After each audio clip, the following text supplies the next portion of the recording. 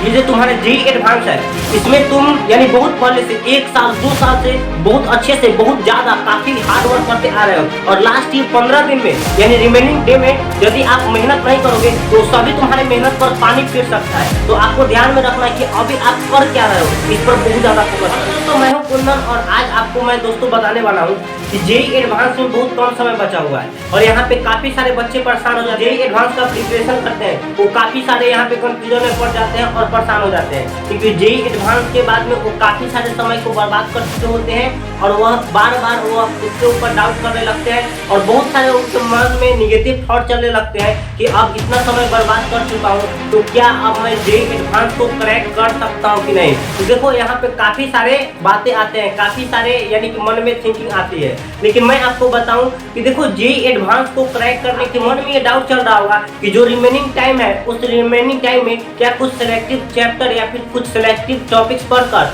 और क्या हम एडवांस को क्लियर कर सकते हैं, क्या हम एक अच्छे आईआईटीएन बन सकते हैं, एक अच्छे आईआईटी के कॉलेज में जा सकते हैं। तो हम आपको बोलता हूं कि आपको, क्योंकि अभी मैं 5 से 6 साल यानी कि 4 से 5 साल 5 से 6 साल का बीच का जो यानी एडवांस का पेपर है, जो एडवांस का जेईई एडवांस का पेपर है उस पेपर को एनालिसिस करके और कुछ जो सिलेक्टिव जो मोस्ट इम्पोर्टेंट चैप्टर है और उसका मोस्ट इम्पोर्टेंट जो टॉपिक्स है उसको मैंने यहाँ पे अभी बताया हूँ, अभी आपको मैं आगे बताने वाला हूँ। तो प्लीज आप सबसे मैं रिक्वेस्ट करूंगा कि पूरे से पूरे कंप्लीट वीडियो को आप लोग जरूर वॉच करो और अच्छा लगे तो वीडियो को लाइक करो। तो चलिए मैं स्टार्ट करूँ। तो देखो सबसे पहले आपको मैं बता दूं कि देखो अभी तक यानी कि पिछले 4 साल 5 साल पहले आप लोग जो भी पेपर हुए वो सबको यदि एनालिसिस करोगे तो आपको मालूम चले पिछले 5 साल में 2 पेपर यानी होते हैं। आप लोग को ये सबको को मालूम होगा कि जेईई एडवांस में 2 पेपर होते हैं, पेपर 1 और पेपर 2, और हर यानी एवरी पेपर ईच पेपर हर पेपर में यानी कि 18 से 20 क्वेश्चन उसमें रहते हैं, यानी क्वेश्चन दिए हुए रहते हैं। 18 से 20 क्वेश्चन हर एक पेपर में रहते हैं और आपको मैं ये भी बात बता दूं कि पूरे को यदि काउंट करोगे तो पूरे यानी 2 पेपर में पूरे आपको 36 से 40 क्वेश्चन आपको मिल रहे होंगे। तो आपको मैं बता दूं कि ये 36 से 40 क्वेश्चन में यानी कुछ ऐसे हम सिलेक्टिव चैप्टर को देखेंगे, कुछ ऐसे सिलेक्टिव टॉपिक्स को पढ़ेंगे, यानी कुछ ऐसे सिलेक्टिव टॉपिक्स को देखेंगे जिसको देखने के बाद ये कंफर्म हो जाएगा कि आपका एक बहुत अच्छा यानी कि नंबर आ रहा हो, एक बहुत अच्छा रैंक आ रहा हो एडवांस में।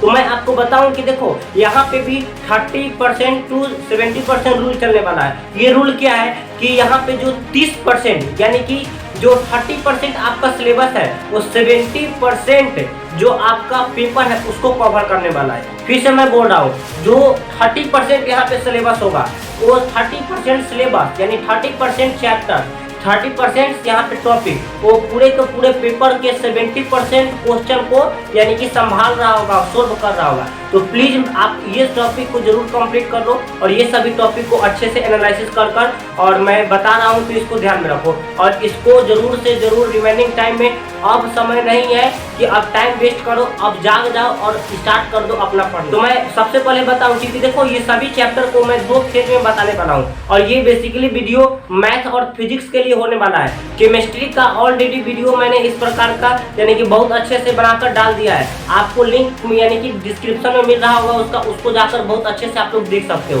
तो यहाँ पे ब्लॉक 1 यानी कि सबसे पहले मैं फिजिक्स की बात करूँ तो यहाँ पे ब्लॉक 1 का क्वेश्चन आप लोग को दिख रहा है। ब्लॉक 1 में यहाँ पे आप लोग को क्वेश्चन दिख रहा होगा यूनिट एंड डायमेंशन और प्लस में एरर, यहाँ से यानी कि 2 क्वेश्चन तक आप लोग को दिख रहे होंगे एग्जाम में। फिर उसके बाद में थर्मोडायनामिक्स प्लस केटीजी 3 से 4 क्वेश्चन दिख रहे होंगे, काफी ज्यादा इंपॉर्टेंट है, मोस्ट इंपॉर्टेंट है। फिर उसके बाद में इलेक्ट्रोस्टैटिक्स जिसे 3 क्वेश्चन तक आप लोग को दिख रहे होंगे। 12th का जो बहुत मजेदार चैप्टर होता है 3 क्वेश्चन तक आप लोग को दिख जाएंगे, ये इंपॉर्टेंट है, मजेदार भी चैप्टर है। फिर उसके बाद में करंट इलेक्ट्रिसिटी जो कि बहुत ज्यादा यानी कि अच्छा चैप्टर है, इससे 1 क्वेश्चन तक आप लोग को एडवांस में क्वेश्चन दिख रहे होंगे। फिर उसके बाद में कैपेसिटर जिससे आप लोग को 2 क्वेश्चन दिख रहे होंगे जो कि काफी ज्यादा मोस्ट इंपॉर्टेंट है, ये बात आपको ध्यान में रखना।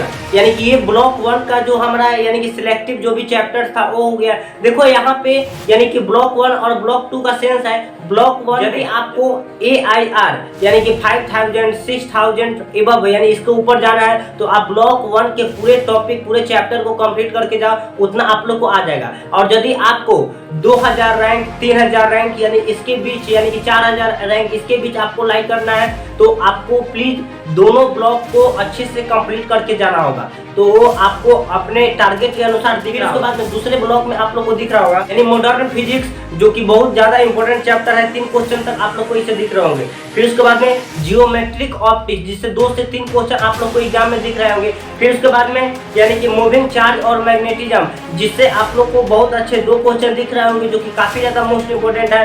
फिर उसके बाद में EMI, ये काफी ज्यादा इंपॉर्टेंट चैप्टर है, 12th का सिलेबस है, 12th का चैप्टर है। इससे भी आप लोग को 2 क्वेश्चन दिख रहे होंगे, जो कि इंपॉर्टेंट है। फिर उसके बाद में रोटेशनल मोशन, जिससे 3 से 4 क्वेश्चन, जो कि काफी ज्यादा मोस्ट इंपोर्टेंट है, 3 से 4 क्वेश्चन आप लोग को एग्जाम में देख ही रहे होंगे। तो आप लोग प्लीज इसको भी जरूर कंप्लीट कर लो। अब मैथ की बात करें तो मैथ में ब्लॉक 1 का क्वेश्चन आप लोग को दिख रहा होगा। देखो यहाँ पे जो मैथ होता है वो थोड़ा सा डिफिकल्टी हो जाता है, क्योंकि इसमें जो यानी कि जो भी न्यूमेरिकल होते हैं वो थोड़ा लेंदी होते हैं, लेंदी प्रोसेस का होते हैं। तो आप लोग को इसमें बहुत अच्छा प्रैक्टिस होना चाहिए। तो प्लीज आपसे मैं रिक्वेस्ट करूंगा कि इसका बहुत अच्छा से प्रैक्टिस जरूर करते रहो, और जो भी मैं टॉपिक बता रहा हूँ, जो भी आपको मैं चैप्टर बता रहा हूँ, उसी को सिलेक्टिव टॉपिक्स को आप लोग को प्रैक्टिस करना है। यहाँ पे ब्लॉक 1 में क्वेश्चन को देख सकते हो, लिमिट्स, जिससे आपको 1 से 2 क्वेश्चन दिख रहे होंगे। लिमिट्स यहाँ पे आसान होता है, लेकिन एडवांस में के लिए थोड़ा सा यानी कि टफ हो जाता है, तो आपको अच्छी प्रैक्टिस यहाँ पे होनी चाहिए। इसके बाद में मैट्रिक्स और डिटर्मिनेंट, जिससे 3 से 4 क्वेश्चन आप लोग को दिख रहे होंगे, बहुत अच्छे से कंप्लीट करना होगा। फिर उसके बाद में AOD, एप्लीकेशन ऑफ डेरिवेटिव, जिससे 2 से 3 क्वेश्चन दिख रहे होंगे। फिर उसके बाद में वेक्टर अलजेब्रा प्लस 3D, जो कि मेंस में भी काफी ज्यादा इसका इंपॉर्टेंस रहा है, और यहाँ पे भी बहुत ज्यादा इंपॉर्टेंट है। इससे 4 क्वेश्चन आप लोग को दिख रहे हैं। फिर उसके बाद में कॉनिक सेक्शन, जिससे 3 क्वेश्चन तक आप लोग को दिख रहे होंगे, जिससे जो कि काफी ज्यादा इंपॉर्टेंट है। फिर उसके बाद में ब्लॉक 2 का क्वेश्चन आप लोग को दिख रहा होगा, सर्कल, जिससे 2 क्वेश्चन आप लोग को दिख रहे होंगे एग्जाम में। फिर उसके बाद में सीक्वेंस और सीरीज, जिससे 1 क्वेश्चन आप लोग को एग्जाम में बहुत अच्छे से दिख रहे हैं। उसके बाद में डिफरेंशियल इक्वेशन, जिससे 2 क्वेश्चन आप लोग को अच्छे से एग्जाम में दिख रहे होंगे। तो प्लीज इसको भी बहुत अच्छे से कंप्लीट करो। फिर उसके बाद में P और C यानी परमुटेशन और कॉम्बिनेशन, जिससे 1 से 2 क्वेश्चन आप लोग को एग्जाम में दिख ही जाएंगे। फिर उसके बाद में प्रोबेबिलिटी, जिससे आप लोग देख सकते हो 2 से 3 क्वेश्चन आप लोग को एग्जाम में दिख रहा है। देखो यहाँ पे प्रोबेबिलिटी और जो P और C परमुटेशन कॉम्बिनेशन है, वो यहाँ पे थोड़ा सा बच्चों को डिफिकल्ट हो जाता है। तो प्लीज मैं आपसे रिक्वेस्ट करूंगा, ये काफी छोटा चैप्टर है, जिसको कम समय में किया जा सकता है, तो इसका अच्छा खासा प्रैक्टिस कर ले, इसका अच्छा खासा जो PYQ है उसको देख ले, तो आपको उतना ज्यादा प्रॉब्लम को फेस नहीं करना। फिर उसके बाद में आप लोग बहुत अच्छे से मचाने वाले हो, बहुत अच्छे से गर्दा गर्दा करने वाले हो। और प्लीज आप कुछ भी ओवर थिंकिंग मत करो, आप चुपचाप बस तैयारी करो, किसी के बात के फेरा में नहीं पड़ना है। बस केवल आपको ध्यान में रखना है कि आप अभी कर क्या रहे हो, आप क्या जो कर रहे हो वो एडवांस की अच्छे से प्रिपेयर कर रहे हो, क्योंकि जो अभी आप कर रहे हैं हर सेकेंड में जो भी आप कर रहे हैं वो बहुत ज्यादा आप मायने रखता है आपको अच्छे रिजल्ट के लिए। मिलते हैं किसी और वीडियो में, तब तक के लिए जय हिंद, जय भारत।